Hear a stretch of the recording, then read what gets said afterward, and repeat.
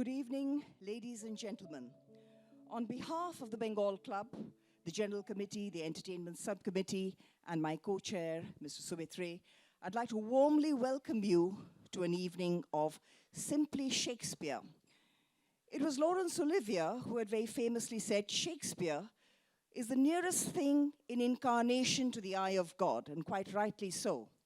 The Bengal Club proudly presents Simply Shakespeare. Shakespeare with KESHAV Roy in an inspired and entertaining solo performance. The play has been scripted and directed by RENU Roy, the city's well-known theatre and cultural personality. It is truly enchanting to watch William Shakespeare, one of the world's greatest writers and storytellers, being performed. This evening's offering is from a bouquet of 14 plays and a sonnet, considered to be among the Swan of Avon's most celebrated pieces. From Henry V, Richard III, As You Like It, Macbeth, Othello, King Lear, to The Tempest, Romeo and Juliet, Julius Caesar, Sir Thomas More, and Hamlet, the actor today will transport you to a magical world of kings and queens, princes and lovers, clowns, fools, murderers, and magicians. KESHAV Roy is a consummate stage actor who has played the lead role in more than 30 plays. He has worked with thespians like Aparna Sen, Nasiruddin Shah, Alec Padamse, Girish Karnad, Ranjit Kapoor, Benjamin Gilani, Tom Alter, and Carol Fisher of UCLA. He is also a professional painter. RENU Roy, who doesn't know RENU Roy, the founder-director of Spandan, Kolkata's reputed cultural foundation. She is a well-known personality in the field of performing, visual, and cinematic arts.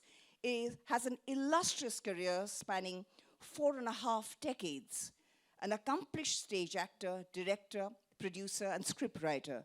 She is the recipient of several important state and national awards for her significant and noteworthy contributions to her field. Her third book and volume of verse, The Far Side, is due to be published soon. She broke the glass ceiling when she was selected the first woman president of the Saturday Club, perhaps a national record. And finally, to quote Shakespeare himself from the pastoral comedy, As You Like It, all the world's a stage, and all the men and women merely players. They have their exits and their entrances, and one man in his time plays many parts. This evening, the stage is all yours, KESHAV. Before I finally sign off, I'd like to mention that there will be two sort of episodes of strobe lights. You know, it's a simple warning for people who are a little sensitive.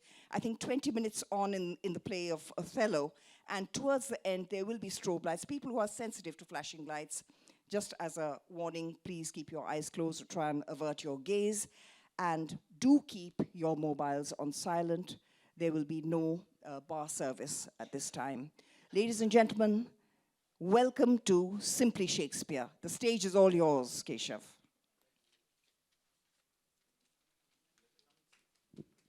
Thank you. A big round of applause, ladies and gentlemen, for KESHAV and RENU Roy.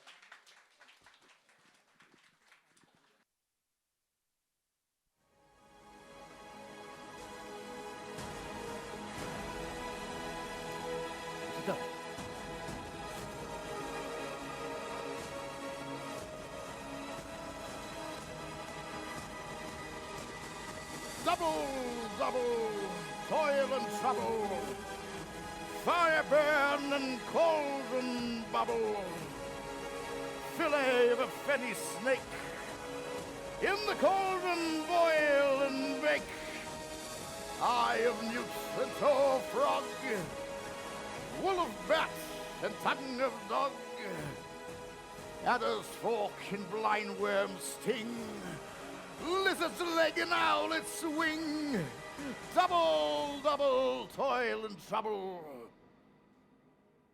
fire burn and cauldron bubble.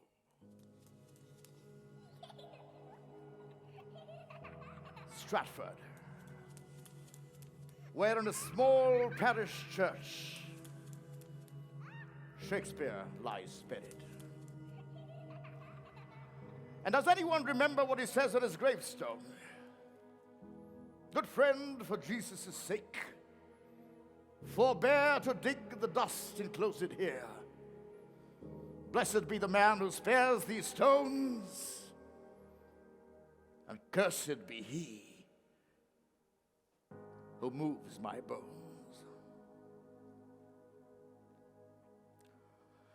Well, William, there was someone who tried to dig up your dust. It was an American academic who wanted to prove that your grave was empty and that, in fact, your plays had been written by your contemporary Christopher Marlowe. Other people believe Francis Bacon wrote the plays. Some think it was the Earl of Derby, some the Countess of Pembroke. Loyalists could swear it was Queen Elizabeth I herself. Sigmund Freud was convinced it was the Earl of Oxford. So much so, ladies and gentlemen, that there are now 87 people whose names are attributed to the authorship of Shakespeare's works. But nonetheless, such was his mastery over the language. You know, the words and phrases he invented: lonely, bandit, elbow, advertising, for example, honorificability dignitatis, for example. That even 4 centuries after his death, almost all of us quote Shakespeare every day, even if we haven't read a single word of his plays, and we don't even know we're doing it. So, for example, have you not understood a word I've said so far and declared as Greek to me? You are quoting Shakespeare. If you refuse to budge an inch, or suffer from green-eyed jealousy, ever been tongue-tied or tired of strength, but hoodwinked and in a pickle, slept not a wink, laughed yourself into stitches, and if you recall your salad days or seen better days, or these are early days, or it's high time, or that is the long and short of it, and you know the game is up and you have your teeth set on edge, perhaps a tongue in your head, you are quoting Shakespeare. And even if you bid me good riddance, and you wish I was dead as a doornail, or you think I'm a laughing stock, the devil incarnate, then by Jove, oh Lord, for goodness sake, tut tut, what the dickens? You are quoting Shakespeare.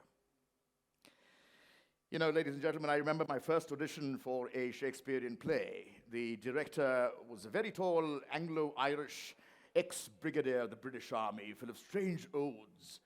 And he had this most amazing limp that I'd ever seen, you know. I assumed this was the result of some distinguished war wound. Not to mention that he might got a falling down the staircase drunk one night. And he said to me, I hear you're an actor. Yes, sir. And I don't like actors. No, sir. Have you done any Shakespeare? So Shakespeare said, oh, shut up and do me a speech. Now, sir? Yes, now. And so, investing the young brave Henry V going into battle, with my own private battle of trying to impress this famous director, I leapt into the saddle and I exhorted the ex-brigadier to follow me once more! Once more unto the breach, dear friends, once more. A close the wall up with our English dead. In peace, there's nothing so becomes a man as model stillness and humility. And when the blasts of war blows in our ears that imitate the action of the tiger, stiffen the sinews, summon up the blood, disguise fair nature with hard-favored rage, then lend the eye a terrible aspect. That prides with the portage of the head like the brass cannon, let the brow overwhelm it as fearfully as doth a gauntlet rock overhang and jutty his confounded base, swilled with a wild and wasteful ocean. Now set the teeth and stretch the nostril wide. Hold hard the breath and bend up every spirit to his full height. On, you noblest English, whose blood is fed from fathers of war-proof. Fathers that, like so many Alexanders in these parts, have from morn till even fought and sheathed their swords for lack of argument. Dishonor not your mothers. Now attest that those whom you called fathers did beget you. Be copy now to men of grosser blood, and teach them how to war. And you, good yeomen, whose limbs were made in England, show us here the mettle of your pasture. Let us swear that you're worth your breeding, which I doubt not, for there is none of you so mean and base that hath not noble lustre in your eyes. I see you stand like greyhounds in the slips, straining upon the start. The game's afoot. Follow your spirit, and upon this charge cry God for Harry, England, and St. John!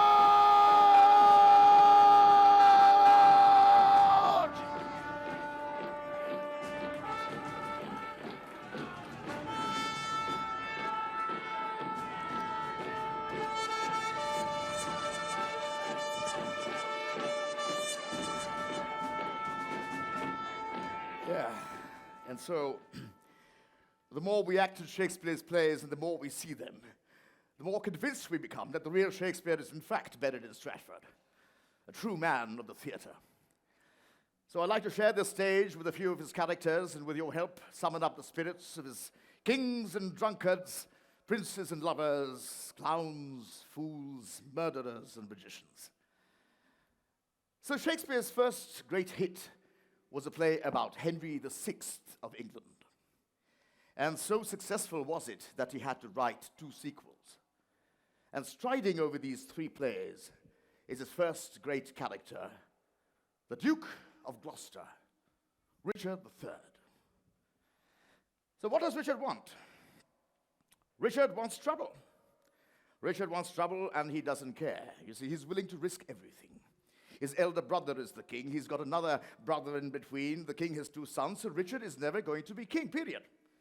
Now here's a man who's going to stop at no one and nothing, and will eventually rival Hitler or Stalin or Pol Pot with his tyranny. Because like all Shakespeare's heroes and all Shakespeare's villains, he talks to you, the audience. He confesses to you his deepest desires. He seduces you. He makes you smile. And then you begin to sympathize with him, even to like him. And soon you are complicit in his dreadful plans. Richard III, dangerous, malevolent, deformed, the traditional withered left side, the crookback, would like to become King Richard III.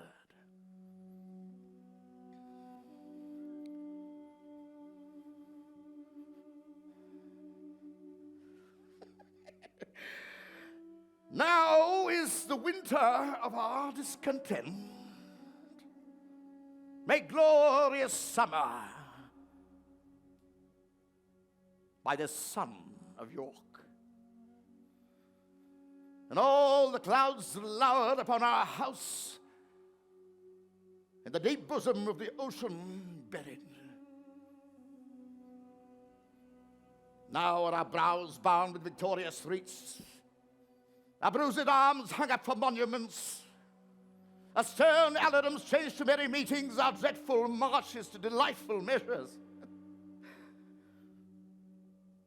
Grim-visaged war had smoothed his wrinkled front. Now, instead of striding barbed steeds to fright the souls of fearful adversaries, he capers nimbly in a lady's chamber to the lascivious pleasings of a lute.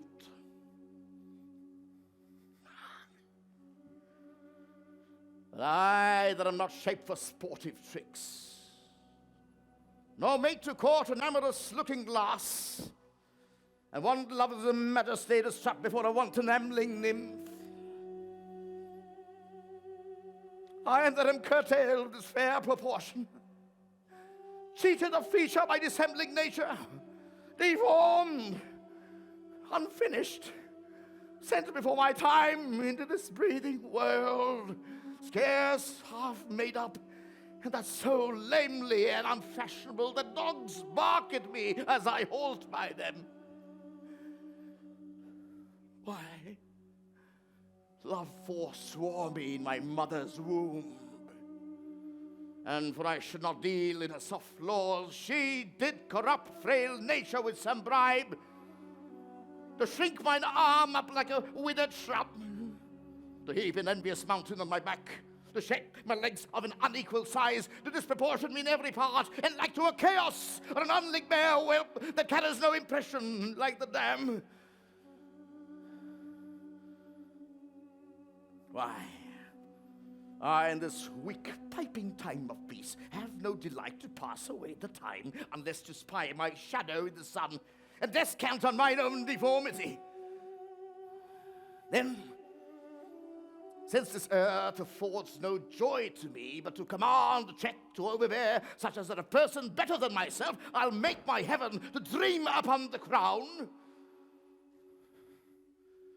Now, whilst I live to account this world but hell, until my misshaped trunk that bears his head be round impaled with a glorious crown. And yet, I know not how to get the crown. For many lives stand between me and home, and I, like one lost in the thorny wood that rends the thorns, and is red with the thorns, seeking a way straight from the way, not knowing how to find the open air, but toiling desperately to find it out, torment myself to catch the English crown.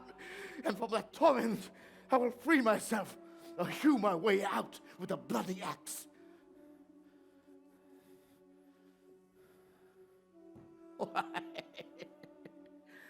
I can smile and murder whilst I smile, and cry contempt to that which grieves my heart, and wet my cheeks with artificial tears, and frame my face to all occasions. I'll drown more sailors than the mermaid shall. I'll play the orator as well as Nestor, deceive more slyly than Ulysses could, and like a Sinon, take another Troy. I can add colors to the chameleon, change shapes of Proteus for advantages, and set the murderous Machiavel to school. Can I do this and cannot get a crown?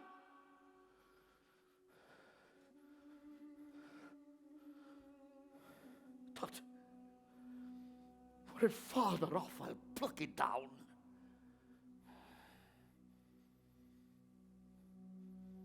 Meantime, I'll marry with the Lady Anne. Yes. But I will not keep her long.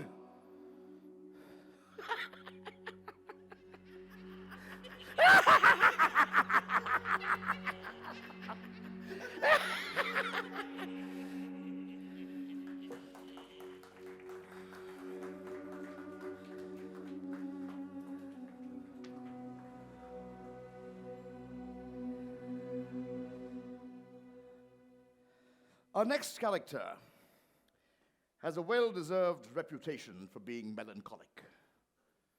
You know, he spends all his time daydreaming, does nothing, sets no value upon anything, is completely oblivious of the world around him, and just about everything seems to depress him. You know, you might even say he enjoys being sad. Now, you must be wondering, my God, this person is even more depressed than Hamlet. But Hamlet, you see, ladies and gentlemen, had reasons to be upset. His uncle kills his father, then marries his mother, and then tells him to stop being such a baby about it. But what is this guy so sad about? Nothing much. Nothing at all, if you ask me. He remains a great mystery to audiences even today. Set in the Forest of Arden from Shakespeare's As You Like It, this piece addresses themes of satire, philosophy, and the ages of man, rendered by the prince of philosophical idlers himself, Jacques.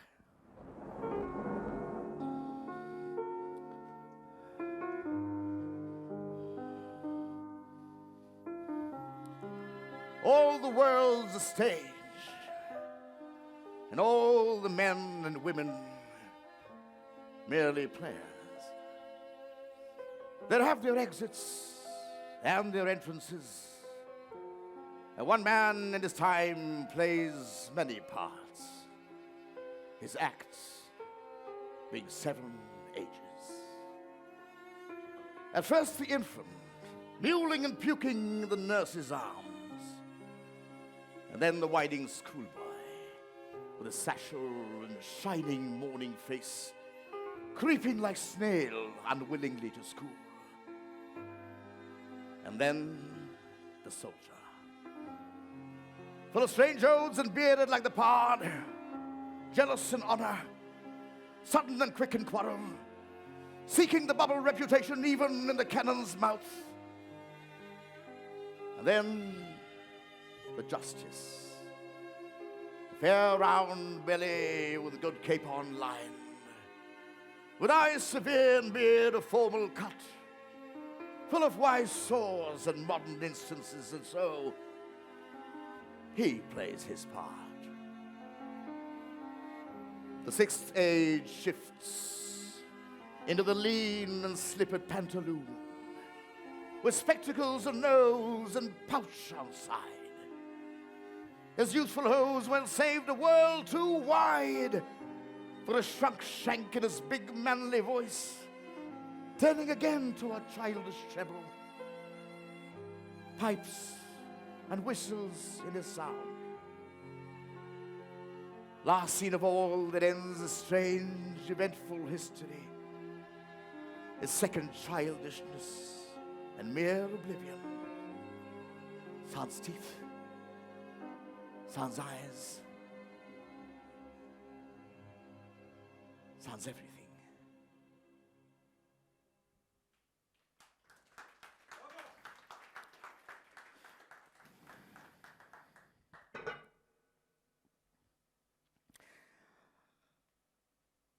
Ladies and gentlemen, you know, The Merchant of Venice is the play that has perhaps most argued about. And some people, of course, feel that it's deeply anti-Semitic and that it shouldn't be performed. And others react the other way to say that Shakespeare created Shylock to be a sympathetic character. And it's often played that way. So don't blame the actor that plays Shylock, blame the way in which he is told to play Shylock. So, is Shylock bloodthirsty? Is he miserly, a mercenary, a natural-born monster? When his daughter Jessica, for example, runs away with the Christian, Lorenzo, taking his money with him. Oh, my ducats, oh, my Christian ducats, fled with the Christian, oh, my Christian ducats. You know, his sorrow of losing his money is far greater than his sorrow of losing his daughter. My dislike for Shylock is deepened. Or is he a tragic figure whose sense of decency has been fractured by the persecution he endures? The loss of his daughter, his money, his properties, his religion. His rage and resolve for revenge make him one of Shakespeare's greatest dramatic creations. Shylock.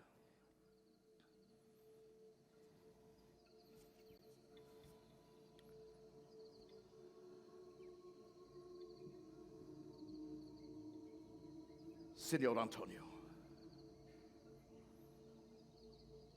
Many a time and oft in the Rialto you have rated me. About my money, my usances. Still have I borne it with a patient shrug, for sufferance is the badge of all our tribe. You call me misbeliever, cutthroat dog, and spit upon my Jewish gabardine, and all for use of that which is mine own. Well then, it now appears that you need my help. You come to me and you say, Shylock, we would have money as you say so. You, that which void your rheum upon my beard, and foot me as you spurn a stranger, cur over your threshold. Money is your suit. What should I say to you? Should I not say, had the dog money? Is it possible a cur can lend 3,000 ducats? Or should I bend low in an abandonment's key with bated breath and whispering humble to say, this fair sir, you spit on me on Wednesday last. You spurned me such a day. Another time you called me dog. And for these courtesies, I lend you thus much monies. Go with me to a notary and seal me there your single bond. And at a merry sport, if you repay me not, on such a day, in such a place, such sum of sums as are expressed in the condition, let the forfeit be nominated for an equal pound of your fair flesh, to be cut off and taken in what part of your body pleaseth me. He had disgraced me and hindered me 500,000, laughed at my losses, mocked at my gains, scorned my nation, thwarted my bargains, schooled my friends, heated mine enemies, and what's his reason? I am a Jew.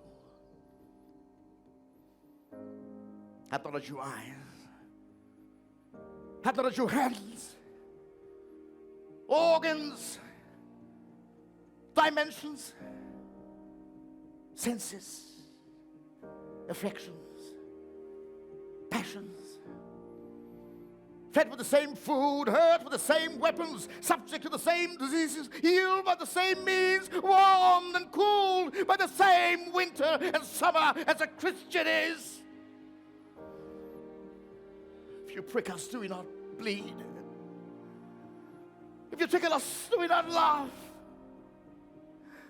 If you poison us, do we not die? And if you wrong us, shall we not revenge?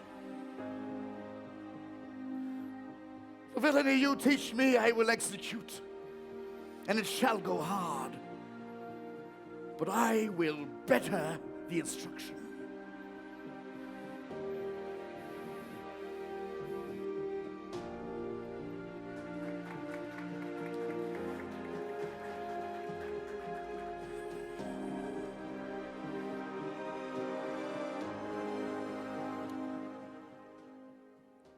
Richard II is a man in love. A man in love with show, pomp, and ceremony. A man who abuses power, listens to no advice, taxes his country too much, spends more during peacetime than other kings might during a war. Because as he sees it, he can never lose his crown. Why? Because he thinks God has chosen him personally. He's God's deputy on earth, and therefore doesn't need to lift a finger to defend himself or his country, even at a time when it's just been invaded. Big, big mistake. And by now it should be pretty clear that Richard is a terrible king. You know, he's almost Machiavellian in the sense that he will do what he thinks is right for his country, whether or not it is morally sound. Now, this sort of hubris usually leads to some formidable tragedies and drama. If the King of England isn't king anymore, then what is he? He says himself, I must nothing be, I have no name. And now, in prison and deposed, Richard II of Bordeaux plays with ideas of desperation, rejection, and loss.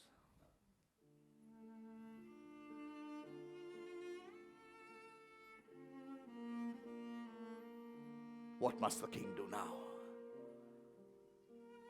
Must he submit? The king shall do it. Must he be deposed? The king shall be contented. Must he lose the name of king? Or in God's name, let it go.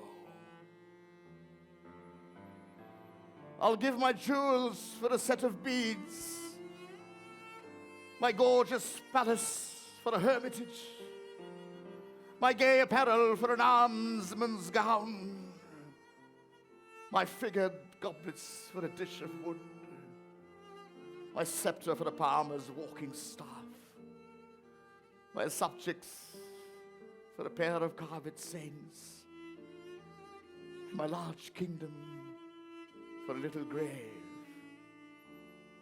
a little grave, an obscure grave, or I'll be buried in the king's highway, some way of common trade, where subjects' feet may hourly trample on their sovereign's head. For on my heart they tread now whilst I live, and buried once, why not upon my head? Down, down I come, like glistering phaeton, wanting the marriage of unruly jades in the base court. Base court, where kings grow base to come at traitors' cause and do them grace. Base court, base court. Come down, down court, down king. A night owl shriek where mounting larks should sing. Let's talk of graves, of worms, and epitaphs. Make dust our paper, and with rainy eyes write sorrow on the bosom of the earth. Let's choose executors and talk of wills, and yet not so. For what can we bequeath, save our deposed bodies to the ground? And nothing can we call our own but death, a small model of the barren earth that serves as cover and base to our bones. For God's sake, let us sit upon the ground and tell sad stories of the death of kings. As some have been deposed, some slain in war, some haunted by the ghosts they have deposed, some poisoned by their wives, some sleeping killed, all murdered. Within the hollow crown that rounds the mortal temples of a king keeps death his court. And there the antic sits, scoffing his state, grinning at his pomp, allowing him a breath that it'll seem to monarchize, be feared and killed with looks, infusing him with self and vain conceit, as if his flesh, which walls about our life, were brass impregnable, and human thus comes at the last with a little pin and bores through the castle walls. And farewell, King. Cover your heads, and mock not flesh and blood with solemn reverence. Throw away respect, tradition, form, and ceremonious duty. For you have mistook me all this while. I live with bread like you, feel want, taste grief, subjected thus. How can you say to me, I am a king?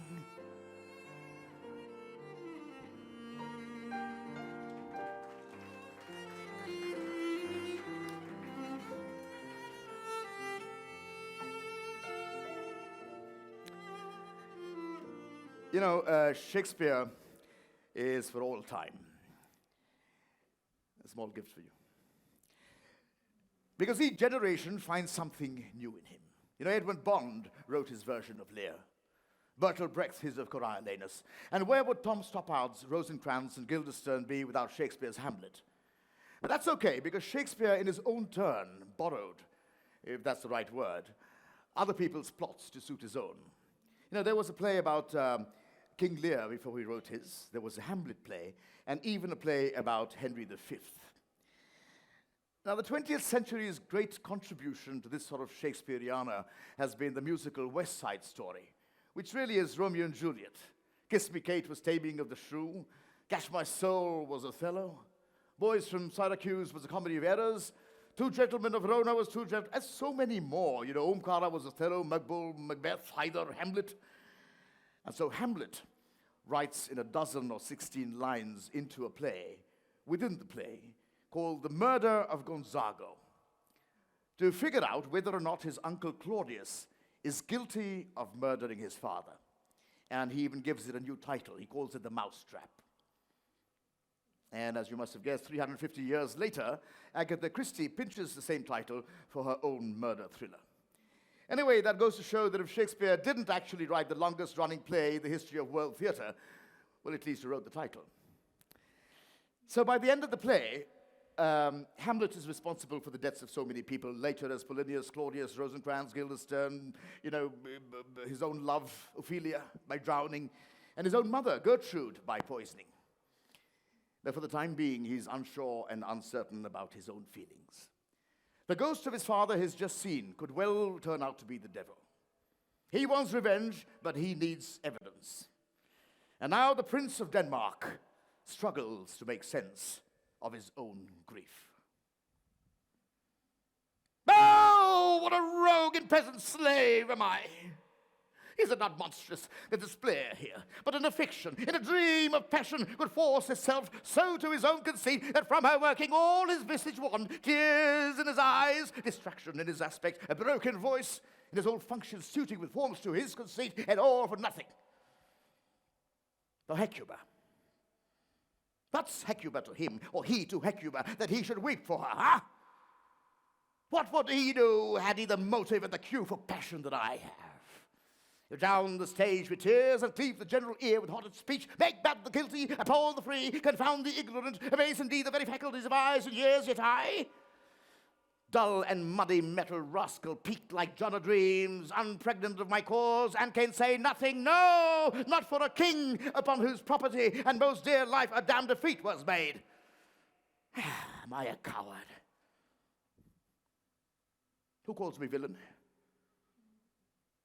Breaks my plate across, plucks at my beard, blows it in my face, tweaks me by the nose, gives me to lie to the throat as deep as to the lungs. Who does me this, ah?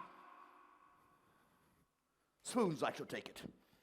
There cannot be but I'm pigeon-livered and lack gall to make oppression bitter. Or ere this, I should have fatted all the region kites with this slave's awful bloody bawly villain. Remorseless, lecherous, treacherous, kindless. Villain!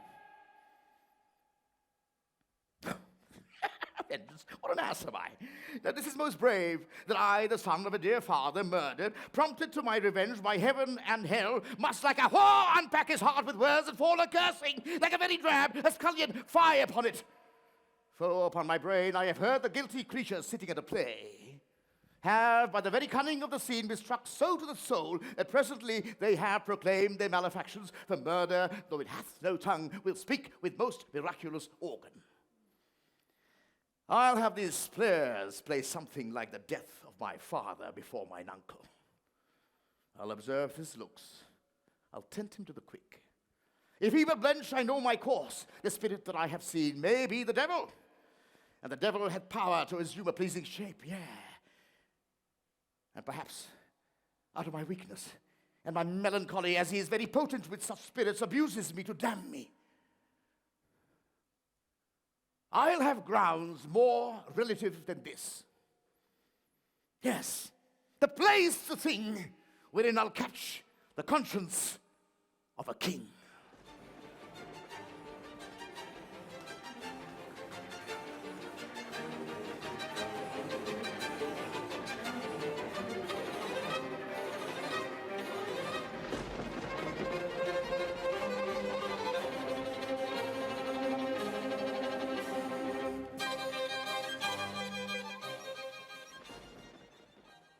Shakespeare, the poet, the playwright.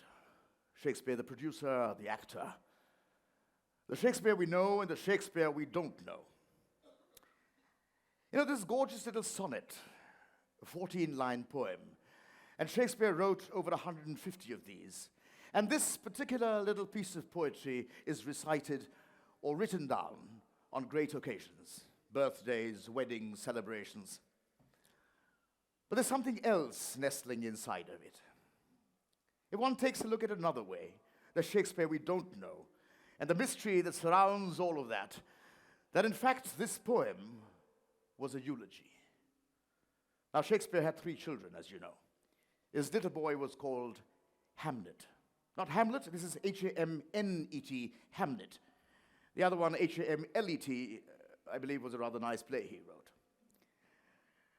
So, you know, when Shakespeare was working away in London, he got news all of a sudden that his little boy was very sick.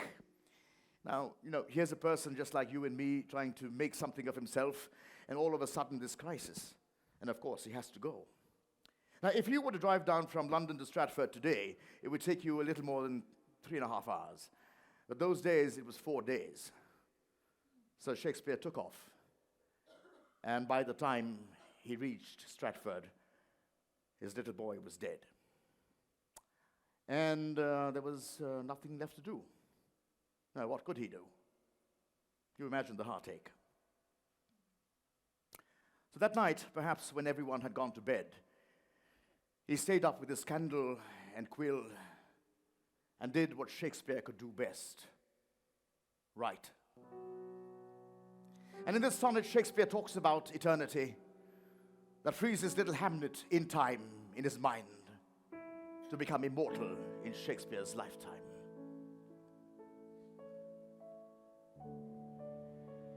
Shall I compare thee to a summer's day?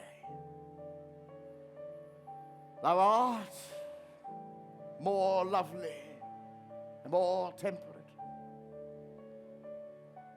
rough winds to break the darling buds of May, and summer's lease hath all too short a date. Sometimes too hot the eye of heaven shines, and often is his gold complexion dim, and every fair from fair sometime declines by chance, or nature's changing course untrimmed. But thy eternal summer shall not fade, nor lose possession of that fair thou owest, so long as men can breathe or eyes can see. So long lives this, and this gives life to thee.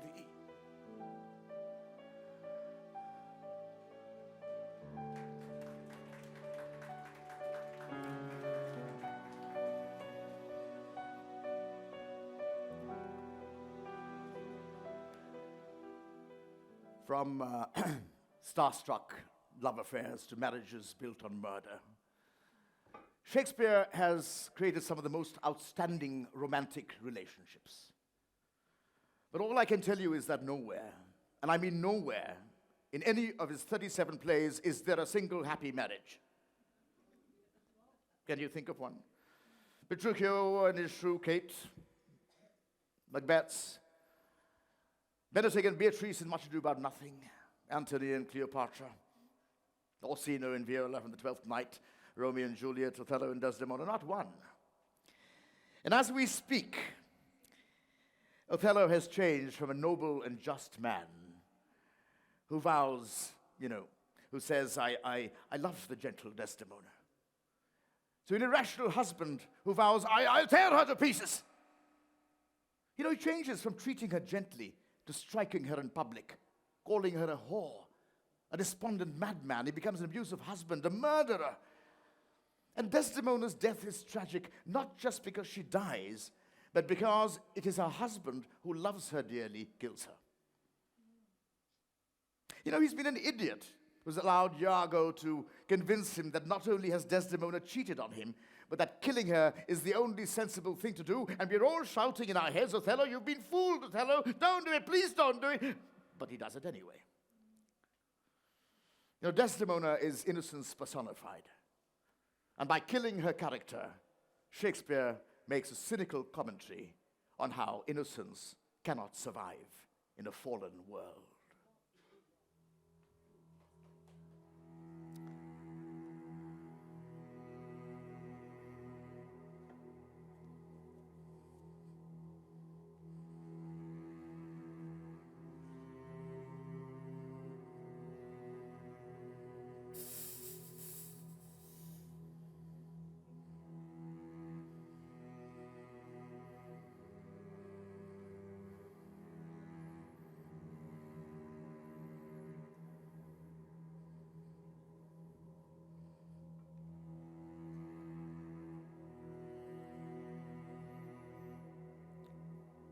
It is the cause.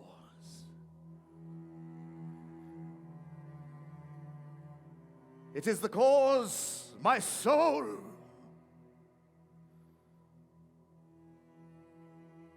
Let me not name to you, you chaste stars.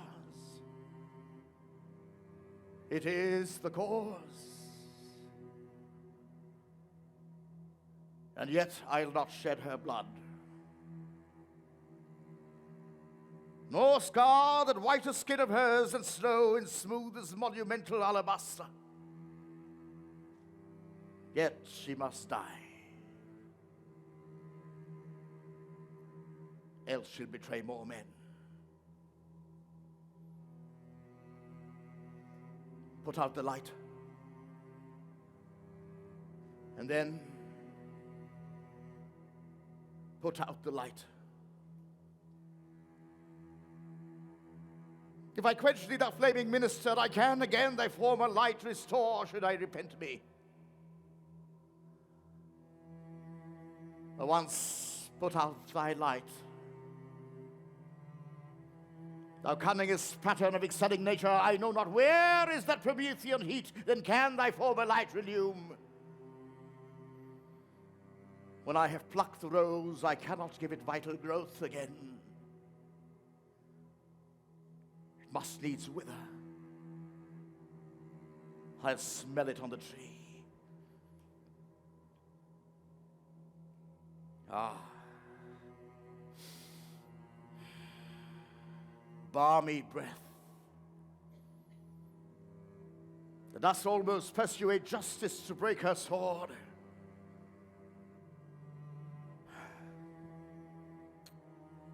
One more. Be thus when thou art dead, and I will kill thee and love thee after.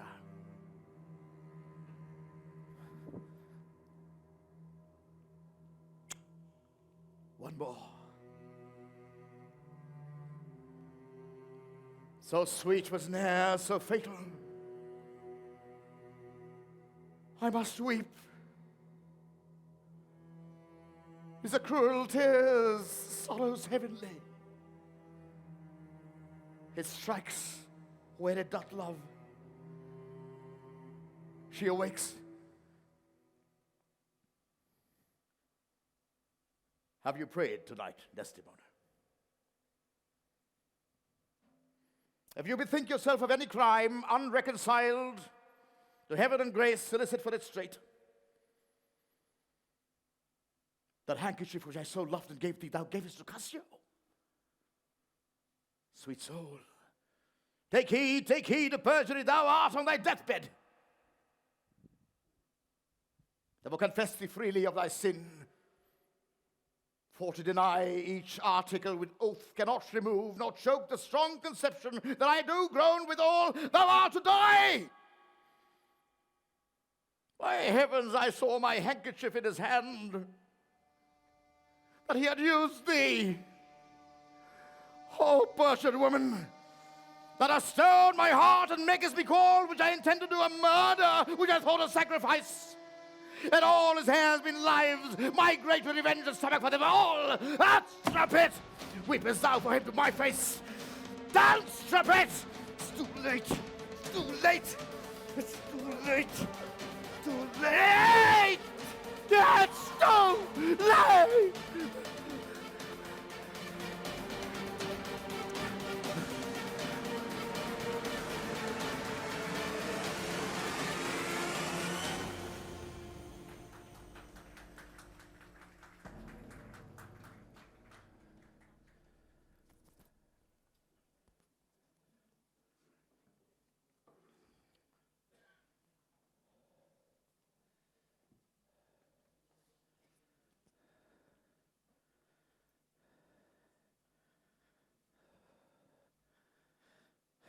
And so,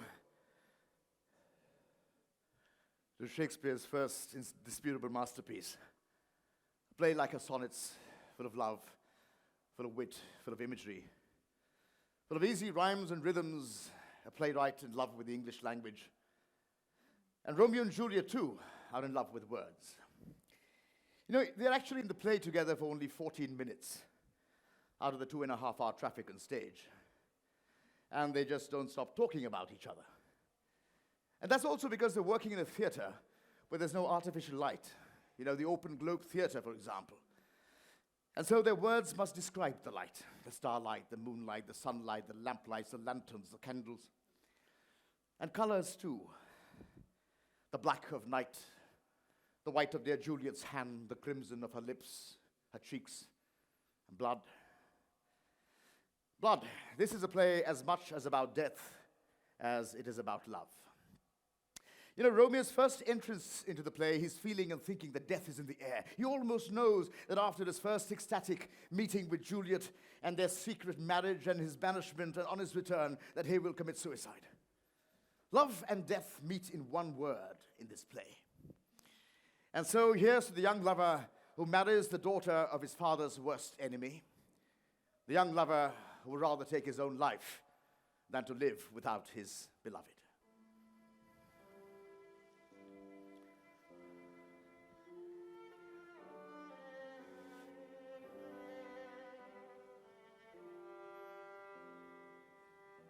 There is no world without Verona walls, a purgatory, torture, hell itself.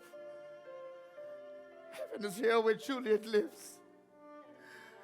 And every cat and dog and little mouse, every unworthy thing live here in heaven and may look on her, but Romeo may not. More validity, more honorable state, more courtship live in carrion flies than Romeo. They may seize on the white wonder of dear Juliet's hand, and steal immortal blessings from her lips. This may flies do, when I from this must fly and says that exile is not death. I saw no poison mixed, no sharp ground knife, no nails of mean, but banish it to kill me, banish it. Oh, thou canst not speak of that thou dost not feel. But does a younger I, Juliet, thy love, and but married, Tybalt murdered, doting like me and like me, banish it. Then mightest thou speak. Then mightest thou tear thy hair and fall upon the ground as I do now, taking the measure of an unmade grave. A grave. Now, lantern, here lies Juliet, and her beauty makes this vault a feasting presence full of light. How oft, when men are at the point of death, have they been merry? A glooming peace this morning with it brings. The sun for sorrow will not show his head. Go hence to have more talk of these sad things. Some will be pardoned, and some punished. For never was there a story of more woe than this of Juliet and her Romeo.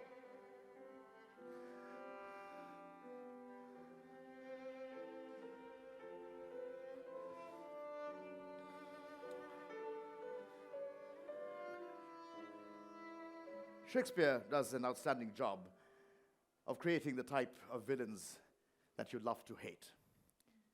But for the time being, Macbeth's suffering is intense and unbearable.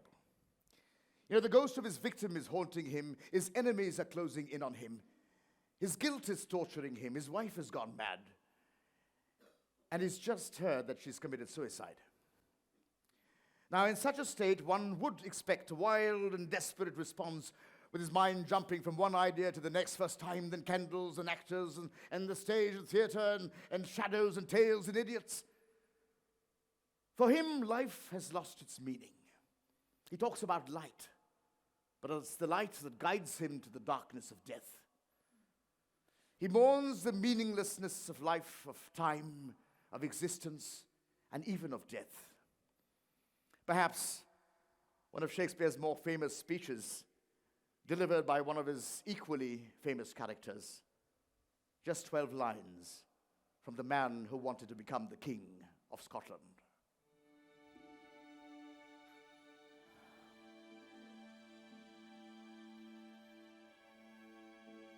The Queen, my lord, is dead.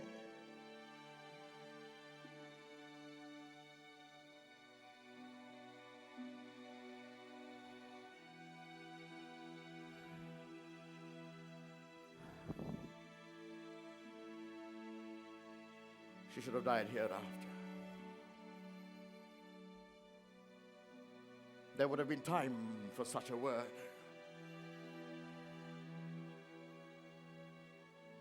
Tomorrow.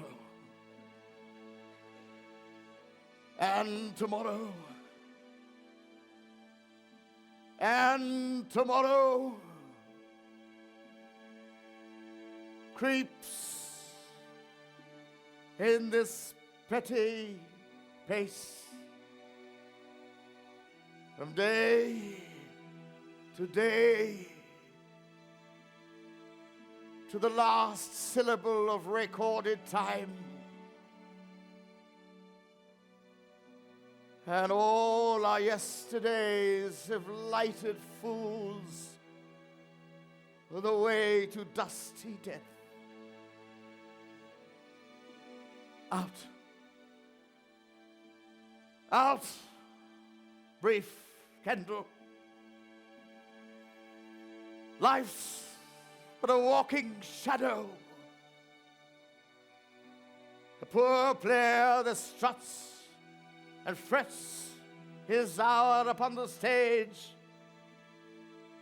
and that is heard no more. It is a tale told by an idiot, full of sound and fury, signifying nothing.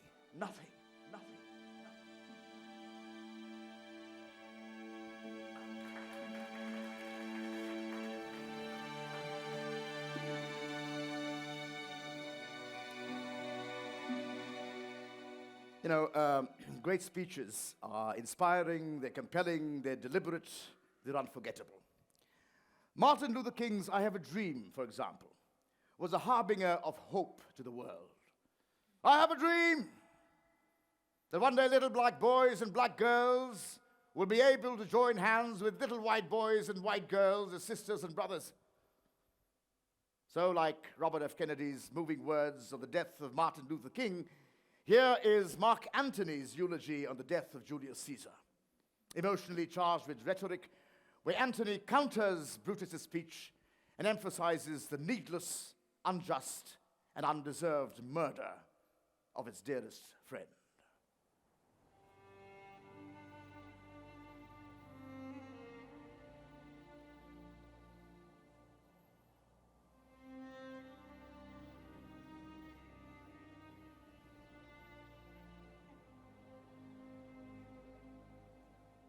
Oh, pardon me, thou bleeding piece of earth, that I am meek and gentle with these bushes. Thou art the ruins of the noblest man that ever lived in the tide of times. Woe to the hand that shed this costly blood. Over thy wounds now do I prophesy, which like dumb mouths do ope their ruby lips and beg the voice and utterance of my tongue. A curse shall light upon the limbs of men. Domestic fury and fierce civil strife shall cumber all the parts of Italy. Blood and destruction shall be so in use, and dreadful objects so familiar that mothers shall but smile when they behold their infants quartered with the hands of war. All pity choked with the custom of fell deeds, and Caesar's spirit ranging for revenge, with 80 by his side, come hot from hell, shall in these confines in a monarch's voice cry havoc, and let slip the dogs of war. Let this foul deed smell above the earth with carrion men groaning for burial. If you have tears, prepare to shed them now. You all do know this mantle. I remember the first time Caesar ever put it on. It was on a summer's evening in his tent. That day he overcame the nervy eye. Look, in this place ran Cassius's dagger through. See what a red the envious Casca made. Through this the well-beloved Brutus stabbed. As he plucked his cursed steel away, mark how the blood of Caesar followed it, as if rushing out of doors to be resolved if Brutus so unkindly knocked or no. For Brutus, as you know, was Caesar's angel. Judge sure, ye gods, how dearly Caesar loved him. This was the most unkindest cut of all. For when the noble Caesar saw him stab, ingratitude, more strong than traitor's arms, quite vanquished him, and burst his mighty heart. Hand in his mantle, muffling up his face, even at the base of Pompey's statue, which all the while ran blood, great Caesar fell. Oh, what a fall there was, my countrymen! Then you and I and all of us fell down, whilst bloody treason flourished over us. Oh, now you weep, and I perceive you feel the dint of pity. What weep you when you would behold Caesar's vesture wounded? Look you here! Here is himself marred, as you see, with traitors. Oh, good friends, sweet friends, let me not stir you up to such a sudden flood of mutiny. They that have done this deed are honorable. Oh, what private griefs they have, alas, I know not that made them do it. They are wise and honorable, and will no doubt with reasons answer you. I come not, friends, to steal away your hearts. I am no orator as Brutus is. But as you know me all, a plain, blunt man that loved his friend, and that they know full well that gave me public leave to speak of him. For I have neither wit, nor words, nor worth, nor action, nor utterance, nor the power of speech to stir men's blood. I only speak right on. I show you that which you yourselves do know. Show you sweet Caesar's wounds, poor, poor dumb mouths, and beg them speak for me. But when I, Brutus, and Brutus Antony, there were an Antony that would ruffle up your spirit and put a tongue in every wound of Caesar. They should move the stones of Rome to rise and mutiny!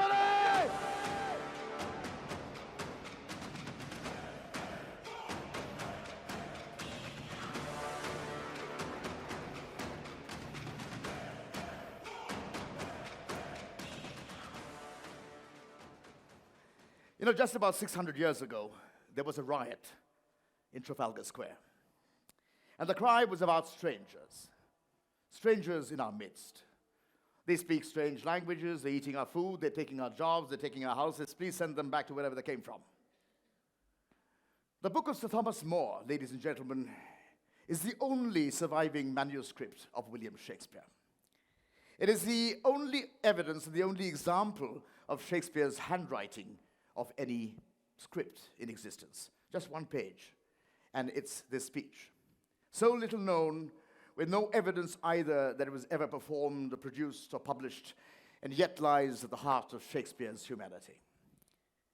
Banned for 400 years, this old Shakespearean piece is relevant for refugee rights even today. So, xenophobic Londoners pour out on the city streets, an aggressive mob baying for the illegal immigrants, the so-called strangers, to be thrown out of England. And Thomas More, if you remember him from Man for All Seasons, who at this point in time is the Sheriff of London, presents the case for peace. Pleads with the crowd to accept the asylum seekers in their midst, even warning them. But the cry once more is that the strangers must be removed. And Thomas More replies, grant them removed. And grant that this your noise it chid down all the majesty of England. Imagine that you see the wretched strangers, their babies at their backs with their poor luggage, plodding to the ports and coasts for transportation, and that you sit as kings in your desires, authority quite silenced by your brawl, and you in the ruff of your opinions clothed, what had you got? I'll tell you. You are taught how insolence and strong hand should prevail, how order should be quelled, and by this pattern not one of you should live an aged man, for other ruffians, as their fancies wrought, with self-same hand, self-reason, and self-right would shark on you. And men like ravenous fishes feed on one another. Oh, desperate as you are. Wash your foul nines with tears, and the same hands that you lift up against the peace, lift up for peace.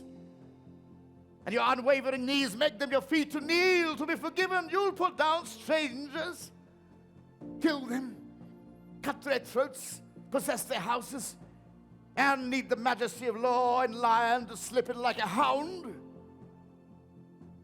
Say now, the king as he is clement, if the offender born should so much come too short of your great trespass as but to banish you, whither would you go? What country by the nature of your error should give you harbor? Go you to France, Flanders, to any German province, to Spain or Portugal, anywhere that not adheres to England, why, you must needs be strangers.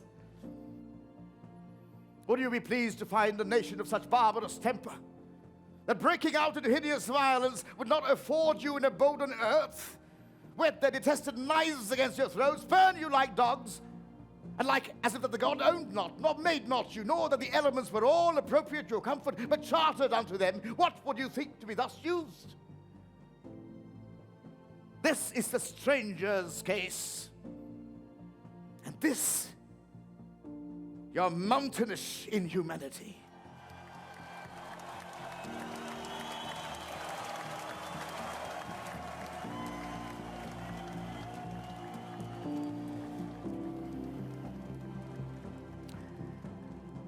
Ladies and gentlemen, finally, Prospero, the ousted Duke of Milan. You know, Prospero uses magic. Magic to create storms, magic to entertain, illusion to coerce people into behaving in ways he wants them to behave. And we identify Prospero in some measure with Shakespeare himself. You know, the temper of Prospero, his self-mastery, the calm validity of his will, and with these, a sense of remoteness and abandonment from the common joys and sorrows of the world are typical of Shakespeare, as discovered to us in all his plays.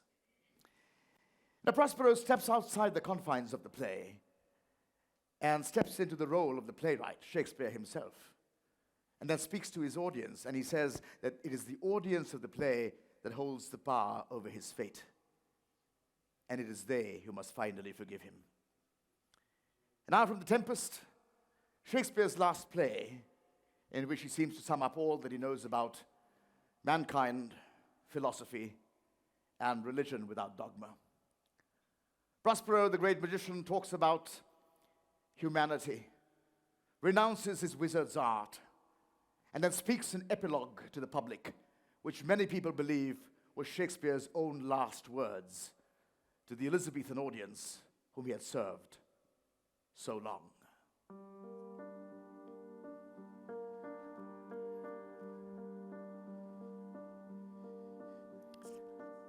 Our revels now are ended. These our actors, as I foretold you, in all spirits, and are melted into air, into thin air. And like the baseless fabric of this vision, the cloud-capped towers, the gorgeous palaces, the solemn temples, the great globe itself, yea, all which it inherits shall dissolve, and like this insubstantial pageant faded, leave not a wreck behind. We are such stuff as dreams are made on, and our little lives are rounded with a sleep. The heralds of hills, brooks, standing lakes and groves, and ye that upon the sands with printless foot to chase the ebbing Neptune and to fly him when he comes back. You demi puppets that my moonshine do, the green souring this make whereof the yew not bites. And you whose pastime is to make midnight mushrooms, that rejoice to hear the solemn curfew, by whose aid weak masters do ye be. I have bedimmed the noontide sun, called forth the mutinous winds, and twixt the green sea and the azured vault set roaring war. The dread rattling thunder have I given fire, and rifted Jove's stout oak by his oath, the strong-based promontory have I made shake, and by the spurs plucked up the pine and cedar, graves at my command have waked their sleepers, oped and led them forth by my so potent art. For this rough magic I hear of jaw, And when I have required some heavenly music, which even now I do, to work mine end upon their senses that this airy charm is for, I'll break my staff, bury it 7 fathoms of the earth, and deeper than that ever promised sound, I'll drown my book. Now my charms are all overthrown, and what strength I have's mine own, which is most faint now, 'tis true. I must be here confined by you. Release me from my bands by the help of your good hands. Gentle breath of yours my sails must fill, or else my project fails, which was to please. Now I want spirits to enforce, art to enchant, and my ending is despair unless I be released by prayer, which pierces so that it assaults mercy itself and frees all faults. As you from crimes would pardon me, let your indulgence, set me free. He hath disgraced me, hindered me. Sounds eyes. I have in my soul my handkerchief in his hand. I shall let you see the wretched strangers, their babies in their backs. One in every wound of Caesar. Grant them removed. Of having a spectre for its head of Then mightest thou speak, then mightest thou tear thy hair. What a rogue and peasant slave am I. Even at the base of Pompey's statuette, which all the while ran blood stones of Rome to rise and mutiny. Shall I compare thee to summers you have turned? Prepare to shed them now. The queen, my lord, is dead. He should have died here. outshout it. Weepest thou for him to my face? Down to the sword. No, by an idiot. When I put this into this Antony, so long as men can breathe, rise. Braves of my command.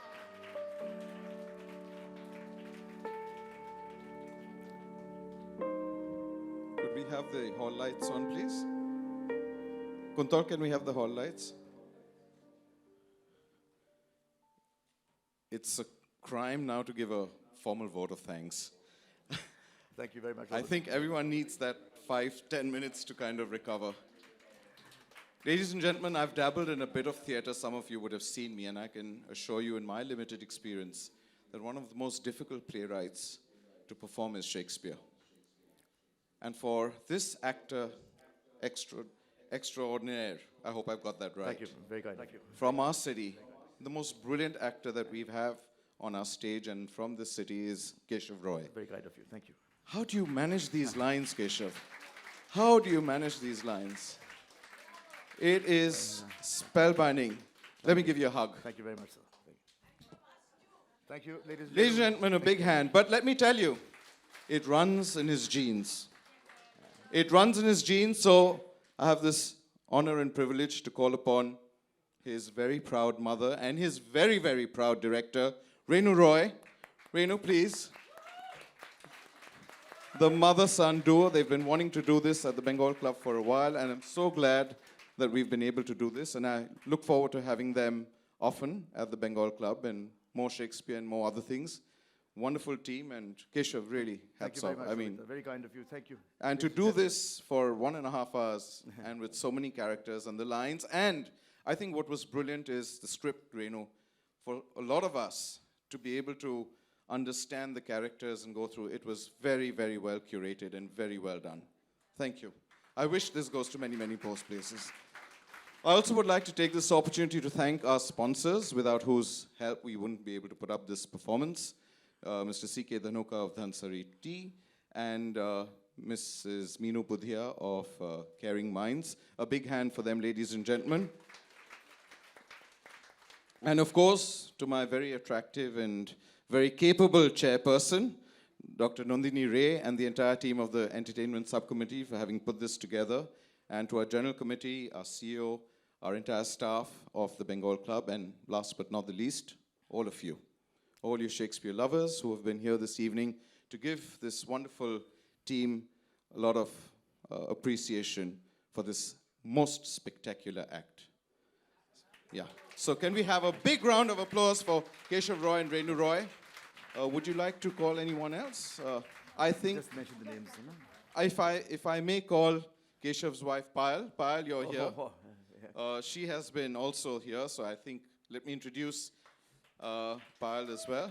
And may I now request Afroz to please come up and present a bouquet to Keshav and Renu on behalf of all our members and their guests.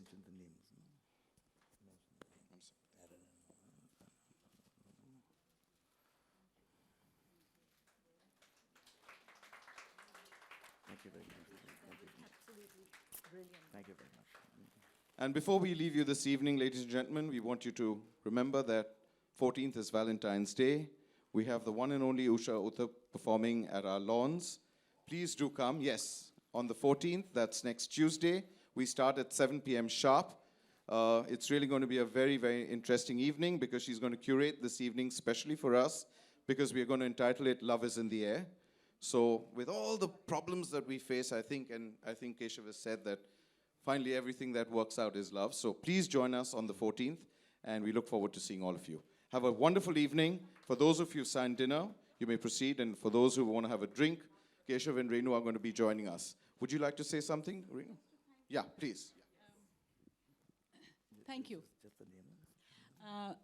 I'd just like to thank our entire team, the technicians, Ashit Das, Aaron Targan. They're a bit shy, but they deserve all the credit because most of the work goes on behind the scenes. Aaron Targan on the sound and light and the music. And of course, the Bengal Club, last but not least, the Bengal Club, its chairperson, Dr. Nandini Ray, Shomit, the president, all of you for being here, and it has meant a lot to us. Thank you for your appreciation. Shomit, and of course, Aprajita, and many, many others who have been with us on this wonderful journey. Shakespeare, as you know, is not the easiest of playwrights to perform, but we tried. It was a challenge. Thank you. Thank you very much. Nandini, any words? I think the only thing that I can say is it was overwhelming, truly. Thank you very I mean, when you were in tears, I think the audience was in tears. And I could make out for the Bengal Club to give such a wonderful applause. And, you know, it was just wonderful. The audience has been great. Thank you all so very much. There was pin drop silence, and that speaks volumes. Great, great performance. Thank you so much, Renudi. We know we went through a little bit of a thing, but it was well, well worth it. And looking forward to many more such. Thank you. Thank you very much. There's a specially curated dinner for all those who have booked by Afroz Rendarian and the food and beverage. So you cannot go wrong with the main dining hall, the coastal, the oriental. Please go ahead. Make